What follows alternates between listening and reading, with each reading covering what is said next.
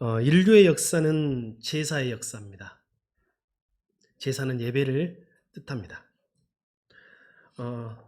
우리가 가지고 있는 여러 문자들 중에 우리 한자가 최초로 기록이 발견됐던 그 갑골 문자라는 것도 사실은 제례 의식, 제사에서 사용되었던 것들을 기록한 것이라고 합니다. 성경의 제사는 가인과 아벨의 이야기로 시작합니다. 가인과 아벨의 이야기의 핵심은 하나님이 누구의 제사를, 누구의 예배를 받으셨는가 였습니다. 아직까지도 하나님이 왜 아벨의 제사를 받으셨고 가인의 제사는 받지 않으셨는가에 대한 논란은 큽니다. 그러나 중요한 것은 하나님이 아벨의 제사는 합당하게 여기셨다, 받으실 만한 제사로 여기셨다는 것이고, 가인의 제사는 그렇지 못했다는 것입니다. 한번 믿음의 제사, 하나님이 받으시기에 합당하신 받으실 만한 제사를 드린 아벨과 그의 후손들은 선택받았고, 가인의 후손들은 선택받지 못한 결과를 가지고 옵니다. 그래서 예배는 그 사람의 인생뿐만 아니라 그 사람의 가정, 그 사람의 민족, 그 사람의 나라, 그리고 전 세계 역사도 바꿀 수 있음을 우리는 알게 됩니다. 예배라는 말을 한자로 풀면 예라는 것은 예를 갖추다는 뜻입니다.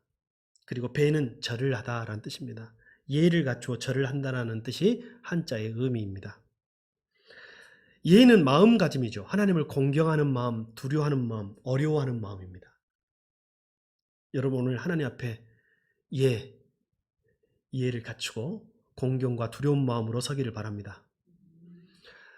배는 우리의 형식적인 모습, 우리 행위라고 할 수 있습니다.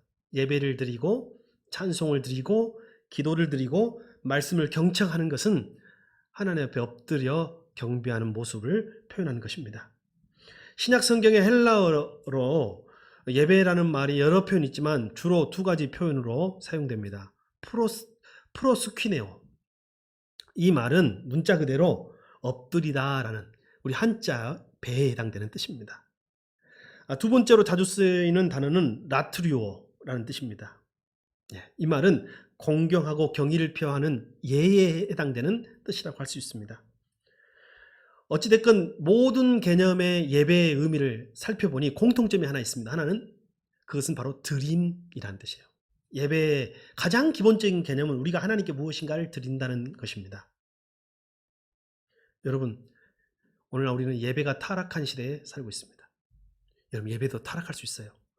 예배가 본래 뜻대로, 본래 취지대로, 의미대로 드려지지 않는 예배는 타락한 예배입니다.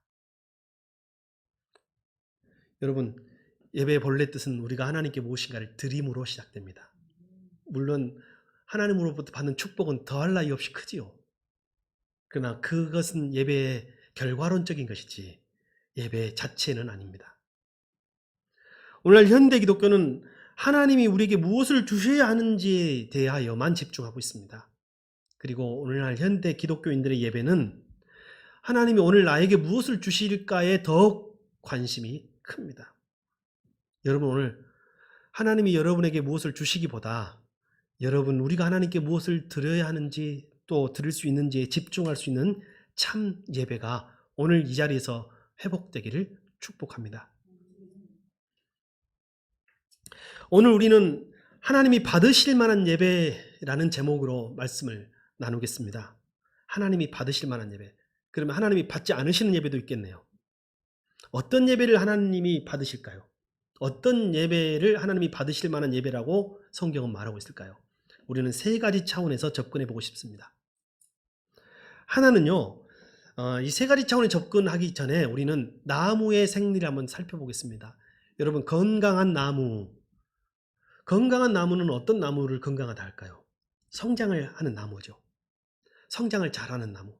성장하지 않는 나무는 뭔가 환경에 문제가 있든지 아니면 나무 자체가 병들었든지 여러 가지 문제가 있을 것입니다. 우리 분재는 인위적으로 환경을 만든 것이죠. 철사로 나무가 자라나지 못하도록 일부러 막 묶어놔가지고 30년, 50년, 수백 년 지나도 작은 나무로 머물게 하는 것이니 어떤 사람들은 특히 저의 마음속에도 분재에 대해서 그렇게 긍정적인 생각을 갖고 있지 않습니다. 남해 어느 바닷가 바위섬 위에 보니 천연 분재라고 누군가 말해주더라고요. 알고 봤더니 바위섬에서 비바람을 맞으며 자란 그 나무는 역사를 알 수 없을 만큼 적어도 수백 년, 많게는 1000년이 넘었을 만한 천연 분재도 있다는 사실을 저는 알게 됐습니다. 어찌됐건 건강한 나무는 성장하고 자랍니다. 건강한 나무, 성장하는 나무는 어디로 자라냐? 먼저 위로 자랍니다. 위로 자라요. 여러분, 나무가 위로 자라면 잘 자라는구나 라고 생각하지만 여러분, 우리가 속을 때가 있어요. 나무가 웃자랄 때가 있습니다. 뿌리를 깊게 내리지 못하고 아래로 자라지 못하고 속으로 자라지 못하고 위로만 자라는 나무는 웃자란 나무입니다. 겉은 그럴싸해 보입니다. 이파리는 풍성해 보입니다. 그러나 바람이 불면 여러분, 큰 나무가 뿌리채 뽑히는 경우 본 적 있죠? 뿌리가 내리지 못한 나무입니다. 건강하지 못한 거죠. 제대로 성장하지 못한 것입니다. 가뭄이 오면 말라 죽습니다.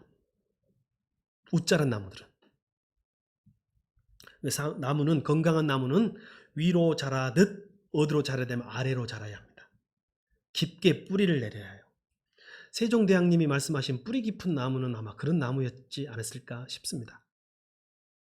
그것뿐이겠어요.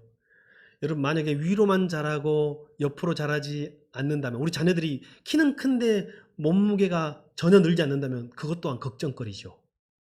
위로 큰 만큼 옆으로도 커야 합니다. 나무는, 건강한 나무는 위로 자라듯 아래로 자라야 하고 옆으로 커야 합니다. 오늘 하나님이 받으실 만한 예배를 건강한 나무와 더불어 생각해 보고 싶습니다. 먼저 위로 자라는 믿음의 예배, 외향적 차원의 예배, 상향적 차원의 예배, 그리고 내면적, 내향적 차원의 예배, 이렇게 세 방향으로 생각해 보도록 하겠습니다. 우리가 먼저 살펴볼 것은 외향적 차원의 예배, 바깥으로, 수평적으로, 옆으로 자라는 예배. 바로 이 외향적 차원의 예배를 하나님이 기뻐 받으시는 예배라는 것입니다. 이 외향적 차원의 예배를 수평적 차원이라고 할 수 있고 이웃과의 관계적 차원의 예배라고 할 수가 있겠습니다. 우리가 다른 사람에게 하는 행동에서 이 예배는 잘 드러날 수 있습니다. 자, 한번 먼저 말씀을 살펴볼까 합니다. 로마서 14장 18절을 한번 같이 읽어주시면 감사하겠습니다. 시작.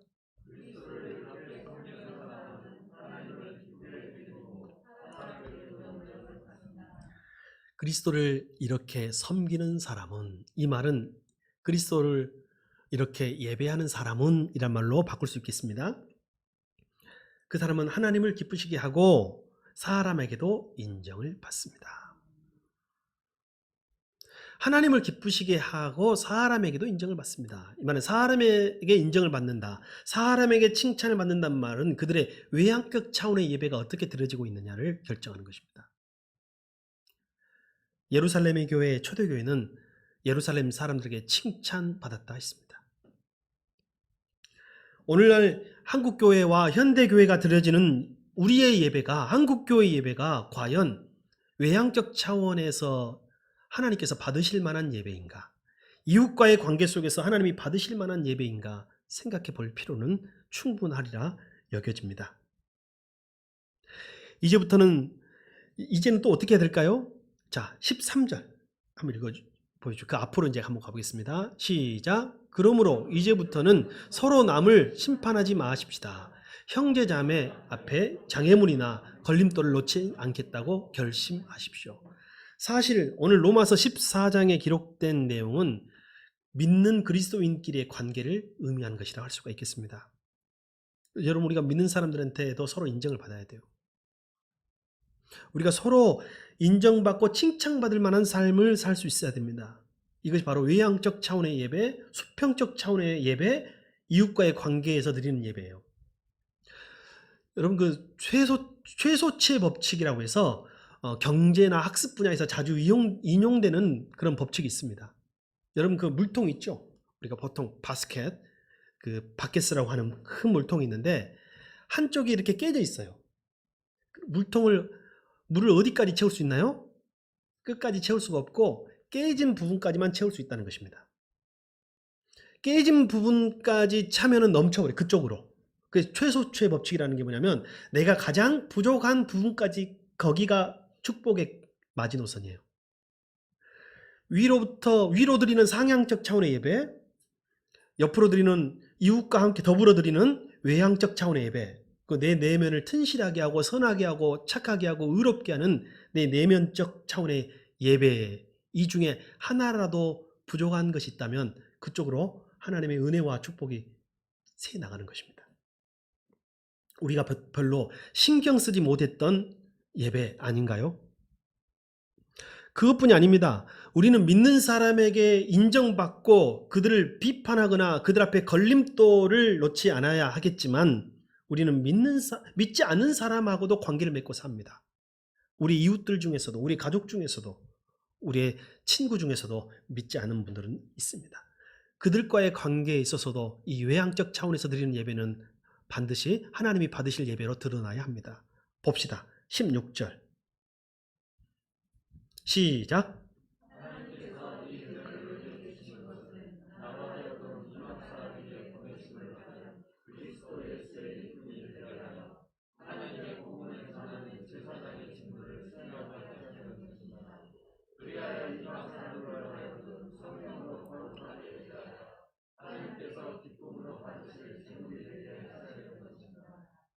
안 믿는 사람하고 어떻게 관계를 맺고 살아야 할까요? 안 만나야 할까요? 관계를 끊어야 할까요? 아니면 이중적이고 가식적인 관계를 맺어야 할까요? 오늘 성경은 우리가 안 믿는 사람하고 관계에 있어서는 나는 복음의 제사장의 자격으로 만나는 것이라는 거예요. 복음의 제사장으로 만나는 거예요. 나는 복음의 제사장이 되고 하나님과 그 사람을 연결해 주는 사람이에요. 나는 중매쟁이가 돼서 신랑 되신 예수님과 그 사람을 영적으로 신부로 결혼시켜주는 관계. 바로 그것이 복음의 제사장의 역할을 감당하는 것이 외향적 차원에서 예배를 드리는 것입니다. 여러분, 저와 여러분이 그리고 여러분의 삶 속에서 옆에 있는 다른 사람들과 그리고 믿지 않은 우리의 이웃들과 우리 주님과의 관계 속에서 복음의 제사장의 관계를 잘 감당하고 계십니까? 그것이 바로 하나님이 받으실 만한 예배인 것입니다. 그것뿐이겠습니까? 그 사람을 우리가 드리는 하나님 앞에 드리는 이 영적 제사, 축복의 제사의 제물이 되게 하고 나중에는 예배자가 되게 하는 것, 바로 그것이 바로 우리가 해야 할 외향적 차원, 수평적 차원에서 드리는 예배, 바로 그 사람의 건강한 예배의 촉도라고 할 수가 있겠습니다. 말씀을 하나 더 보겠습니다. 자, 빌립보서 말씀이에요. 빌립보 4장 18절 시작.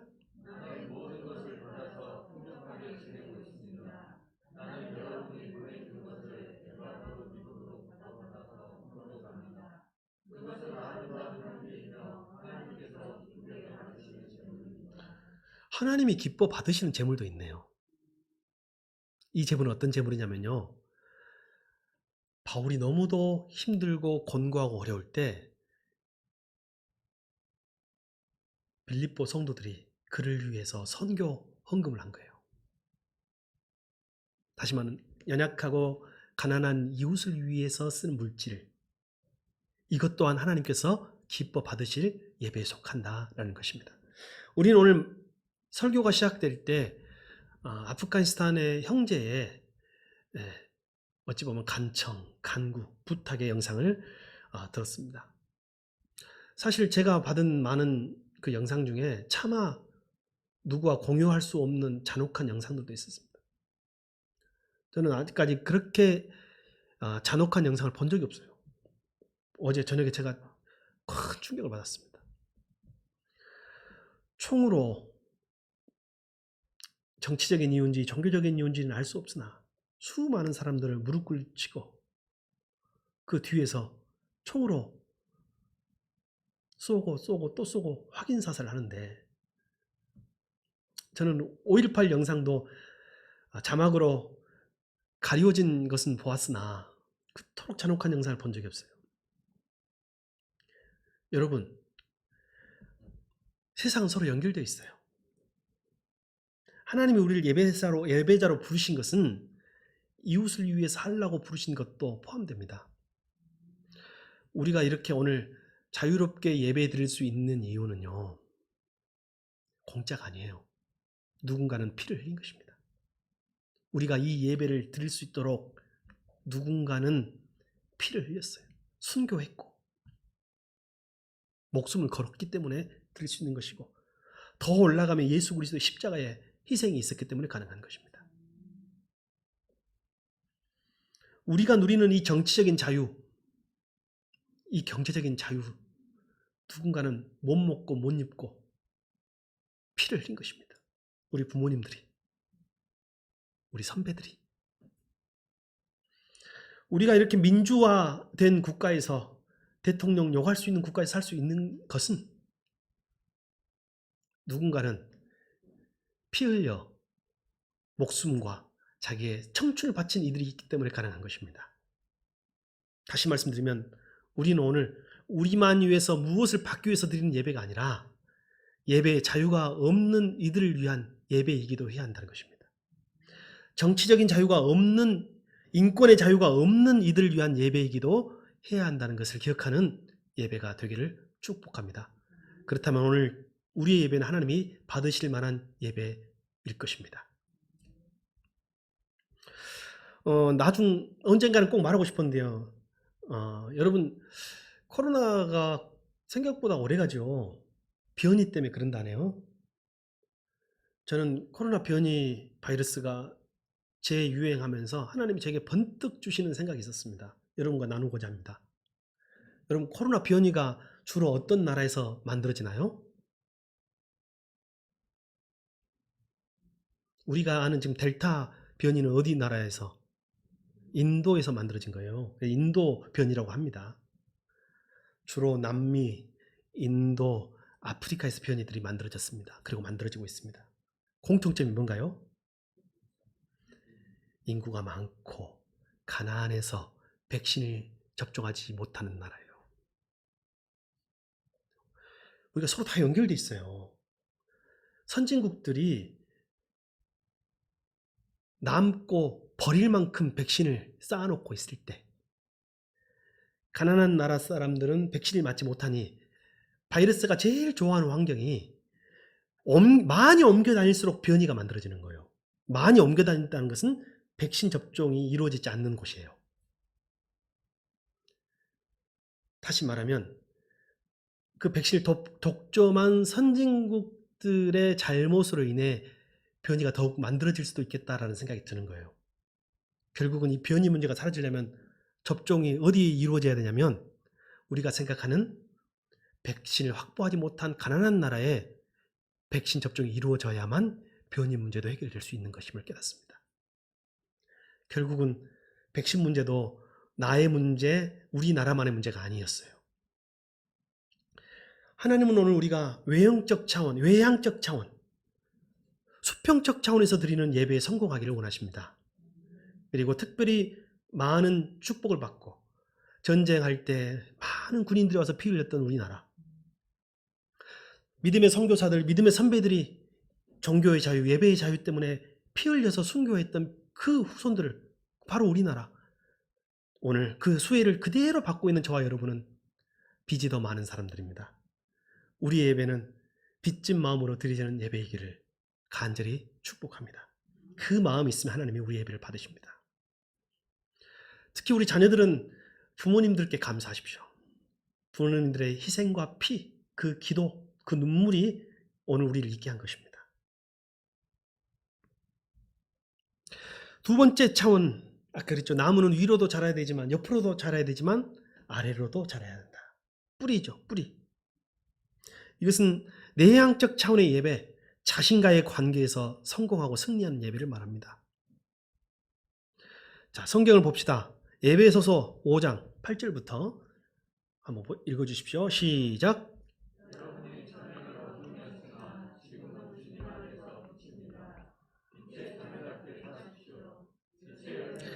선한 의와 진실에 있습니다. 주님께서 기뻐하시는 일이 무엇인지를 분별하십시오. 주님께서 기뻐하시는 일, 아까 주님께서 기뻐하시는 제사, 제물, 주님께서 기뻐하시는 일은 뭐냐면 성경에 보니 선과 의와 진실, 이건 나의 내면의 문제예요. 우리 몇 번 그랬죠, 여러분. 당신은 혼자 있을 때 누구인가?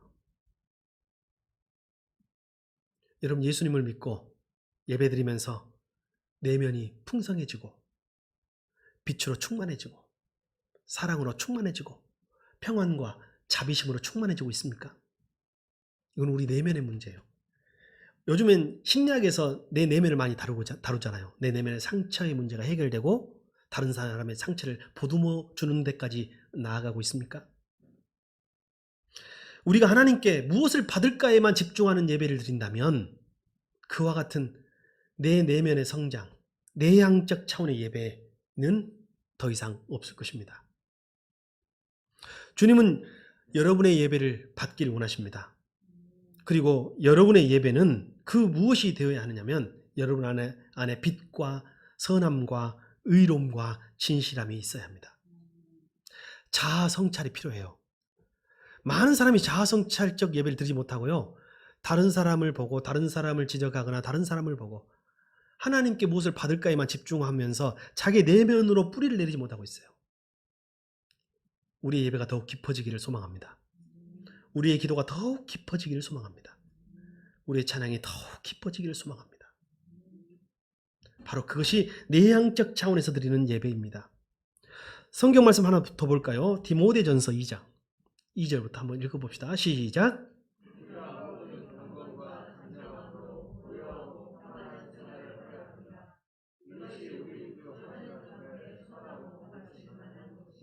예, 여기 보면 경건과 단정함, 이것은 다 우리 내면의 모습을 말하는 거예요. 예수님을 믿는데 예수님을 믿고 평생을 수십 년, 수년을 예배해도 우리가 이 내면으로 경건과 단정함이 없다면 그것은 우리가 내면적으로 성장하지 못한 것이라고 할 수가 있겠습니다. 우리가 이 말에 더욱 집중해 보면 이것이 우리 주님, 우리 구주 하나님께서 선하고 받으실 만한 것이 무엇인지를 조금 더 생각해 보게 합니다. 우리는 오늘 외향적 차원의 예배를 먼저 생각했습니다. 그리고 내향적 차원의 예배 또한 생각했습니다. 이제 하나 남았습니다. 우리가 보통 생각하는 예배입니다. 우리가 보통 하나님을 생각하며 드리는 예배, 상향적, 위로 드리는 예배입니다. 하나님을 향하여 드리는 예배를 할 수 있겠습니다. 히브리서 13장 15절 같이 한번 읽어봅시다. 시작.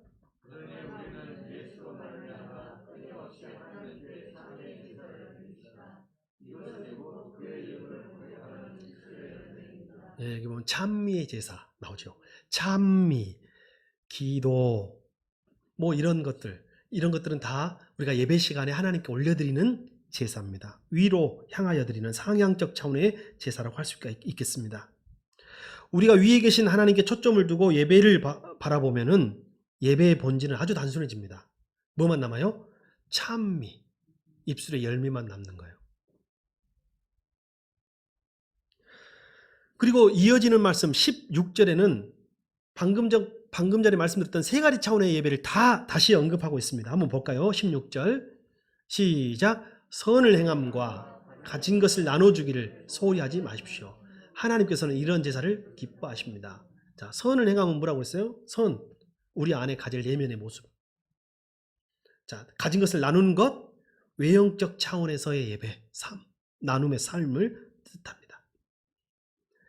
자, 오늘 말씀을 나누고 보니 세 가지 차원에서 예배를 다 말씀드리고 보니 예배는 분명히 모든 삶이 예배라는 것이 분명해졌습니다. 여러분, 우리 예배 시작할 때 고백하는 예배 고백 기억나십니까? 한번 해봅시다. 예배 이상의 끝날 때 해야 할 삶의 고백을 해보겠습니다. 삶 이상의 이 예배의 고백, 삶의 고백이 하나님이 받으실 만한 예배를 우리에게 제시해주고 있는 것입니다. 모든 삶이 예배다. 한번 따라합시다. 모든 삶이 예배다.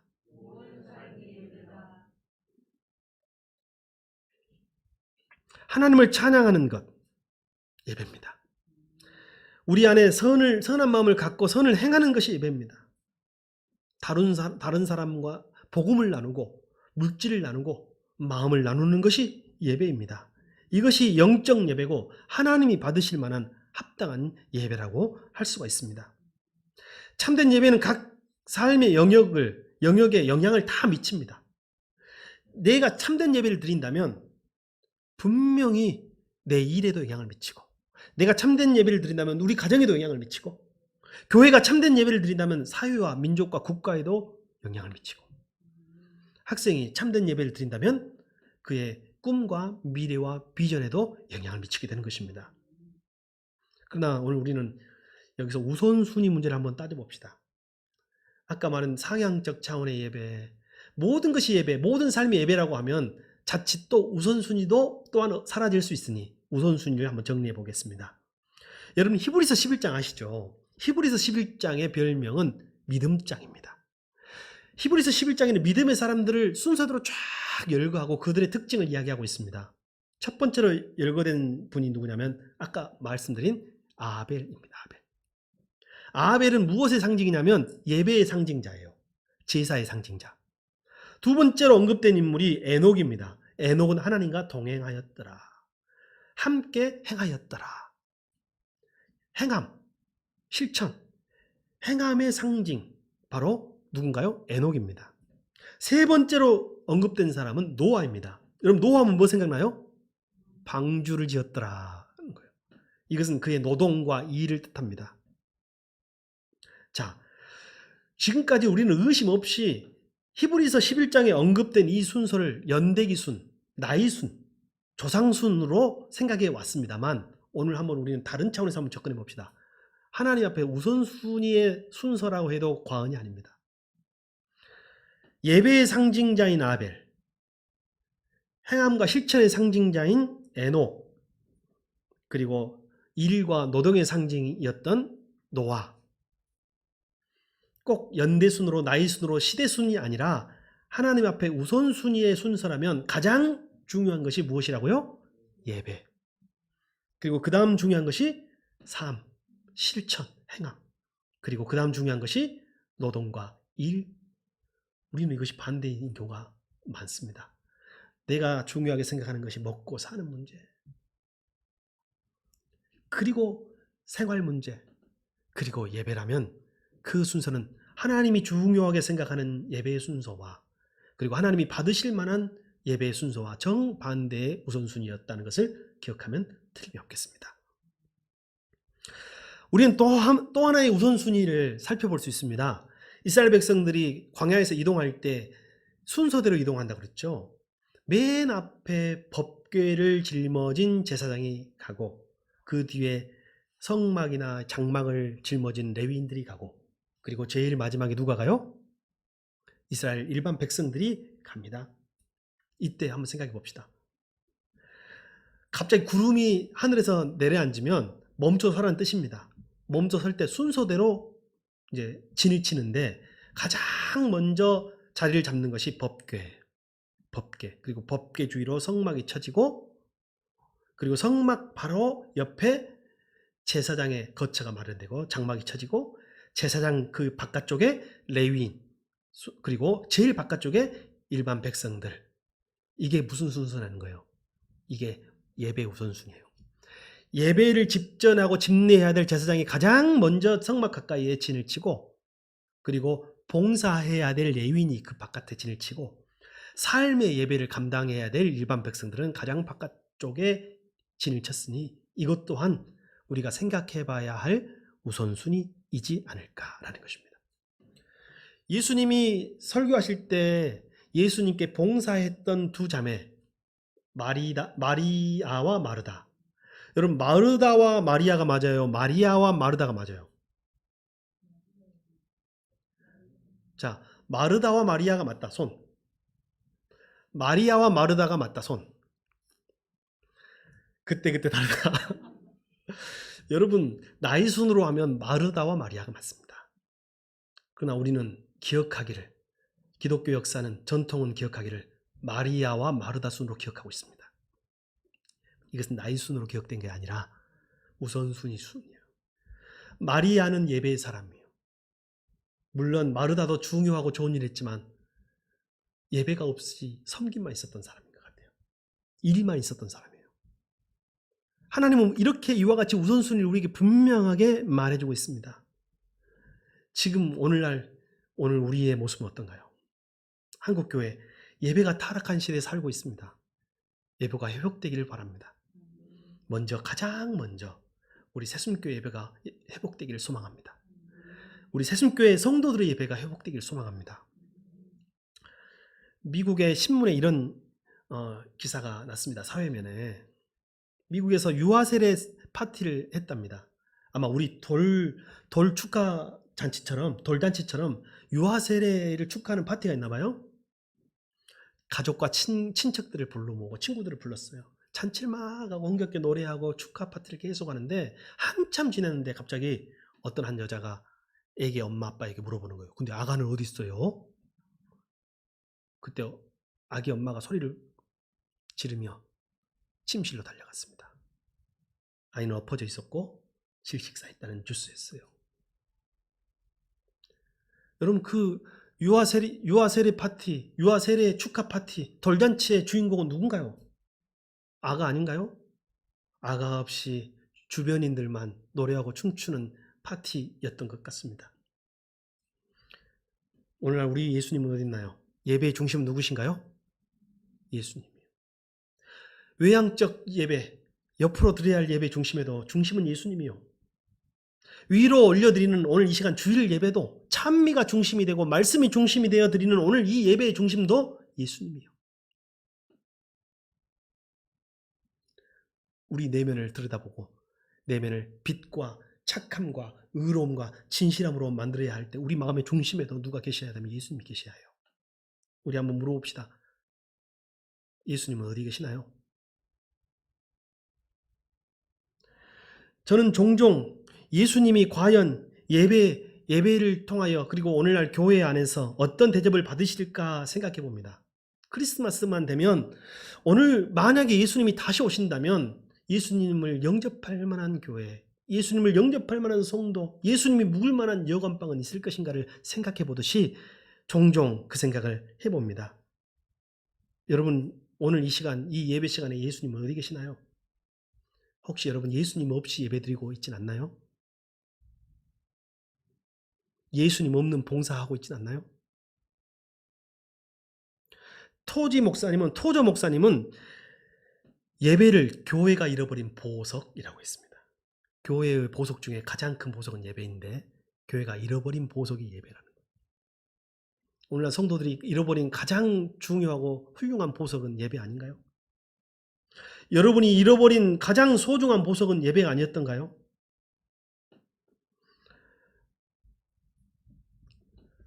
이게 코로나의 저주인가 코로나의 축복인가 모르겠어요.